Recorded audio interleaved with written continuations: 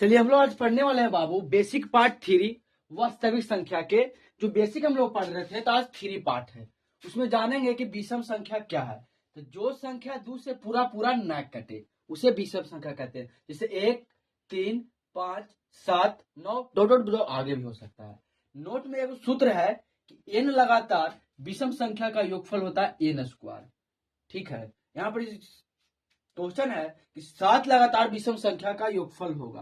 तो देखिए n बराबर क्या लगातार का 7, 7 ले लेंगे। विषम संख्या का योगफल बराबर क्या सूत्र होता है? n लगातार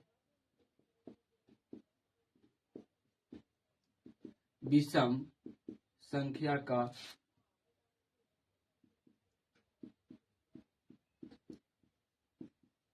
योगफल बराबर सूत्र होता है n स्क्वायर। 7 के स्क्वायर यानी 49। इसी कह रहा है कि 12 लगातार विषम संख्या का योगफल होगा। तो n बराबर कितना लेंगे बाबू? 12 कहा था, 12 लेंगे। तो विषम संख्या का योगफल बराबर क्या होता है? विषम संख्या का योग कहिए चाहे योगफल कहिए बराबर होता है n स्क्वायर। तो 12 के स्क्वायर यानी 144। ठीक है, ठीक है। अब हम लोग जानेंगे कि अभाज्य संख्या क्या है। तो जो संख्या एक से और अपने आप से कटे उसको अभाज्य संख्या बोलते हैं। जिससे 2, 3, 5, 7, 11 जो एक से कटे और अपने आप से कटे। सबसे छोटा अभाज्य संख्या 2 है। ठीक है, ठीक है। अब है भाज्य संख्या। जो संख्या एक से और अपने आप के अलावा दूसरे संख्या से भी कटे उसको बोलते हैं भाज्य संख्या। 4, 6, 8, 10 डॉट डॉट।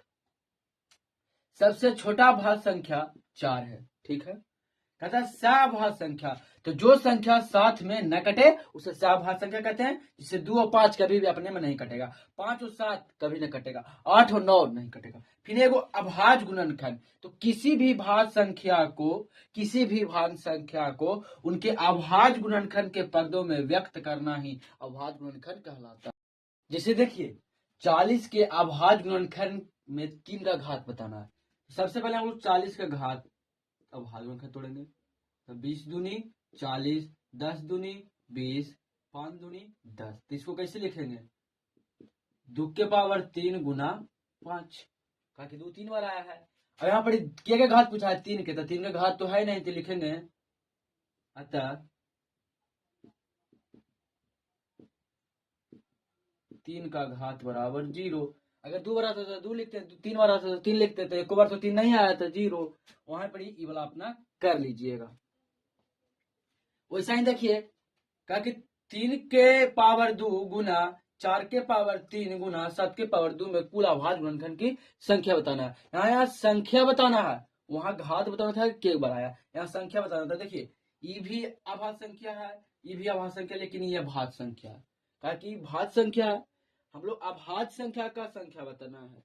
तो हम लोग इसको पहले अभाज्य में तोड़ेंगे। तो 3 के पावर 2 छोड़ देंगे। इसको ऐसा तोड़ेंगे तो 2 गुना 2 के पावर 3। अब दोनों हो गया कि ना अभाज्य में। जो एक से कटे वो अपने आप से कटे उसके तो अभाज्य कहते हैं। तो ये हो गया अपने आप में 2। दोनों का पावर हो गया 3 गुना 2 के पावर 3 गुना 2 के पावर 3 गुना 7।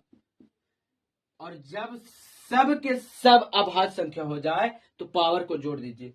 तो 2 जोड़ 3 जोड़ 3 जोड़ 2 यानी 3 2 5, 5 और 5 10। ठीक है, ठीक है।